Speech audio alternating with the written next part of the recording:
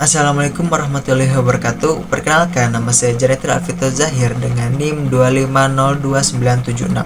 Pada kesempatan kali ini, saya akan membahas esai saya yang berjudul Dampak Bermain Game Neighbors pada Platform Roblox terhadap Kemampuan Interaksi Sosial Mahasiswa. Mengapa saya memilih judul ini untuk esai saya? Karena saya sendiri sebagai seorang mahasiswa yang bermain game neighbor. Jadi topik ini cukup menyenangkan bagi saya dan sangat relevan bagi saya.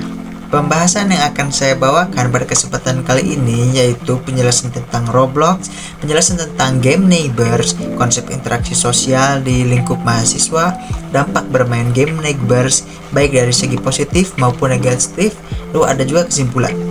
Di era sekarang, platform Roblox sudah sangat terkenal baik di kalangan orang dewasa maupun di kalangan anak-anak. Siapa sih yang belum tahu Roblox? Jika Anda tidak tahu, saya akan menjelaskannya.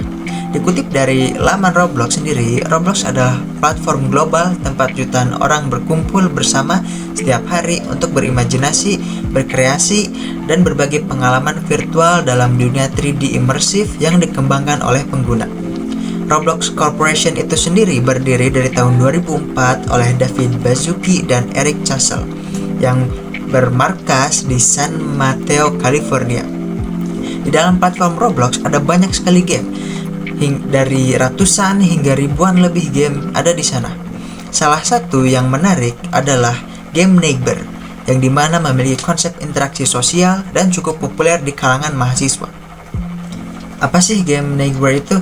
Game neighbor itu adalah game di dalam platform Roblox yang dikembangkan oleh West Corner, di mana para pemain akan menemukan pemain lain secara acak dan mereka dapat melakukan obrolan atau aktivitas lain di dalam lingkungan rumah virtual. Secara garis besar, konsep game ini sama seperti aplikasi Omegle jika kalian tahu, tapi bedanya ini ada di dalam format game Roblox. Hal yang membuat pemain betah bermain game neighbor antara lain adanya sistem penambahan poin selama mereka mengobrol.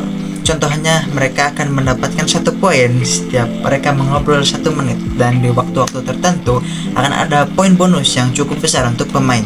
Nah, poin ini nantinya dapat digunakan untuk membeli alat yang menarik dengan efek yang berbeda-beda. Salah satunya ada slap tool yang dimana pemain dapat menampar pemain lain, dan juga ada helium balon yang dimana akan mengubah suara pemain menjadi bernada tinggi atau seperti chipmunk.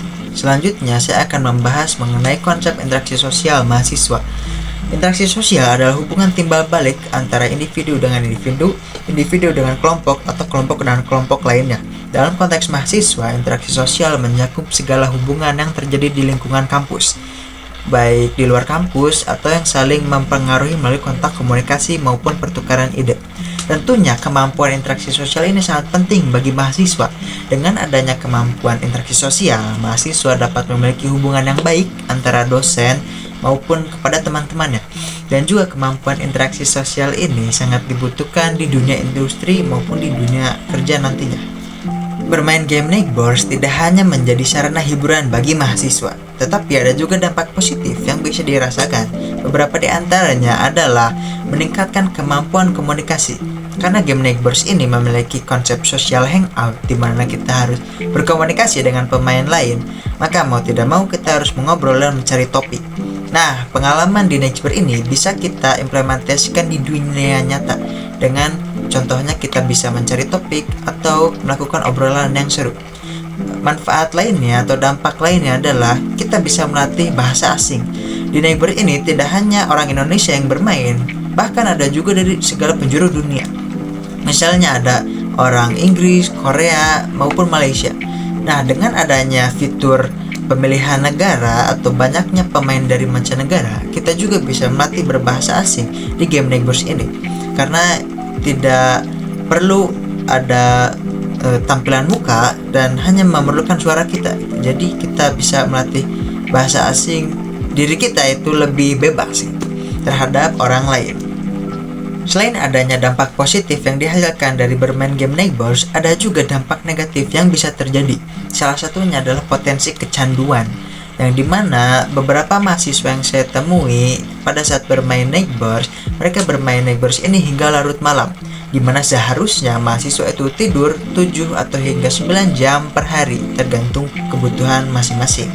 Maka sebab itu sangat penting bagi kita untuk mengatur waktu main dan membatasinya, dan sadar akan hal yang lebih penting daripada bermain game Nickburst ini. Kesimpulannya adalah game Nickburst ini memberikan wadah untuk menjalin interaksi sosial bagi mahasiswa. Sebagai seorang mahasiswa, hal ini dapat meningkatkan kemampuan komunikasi terhadap orang lain.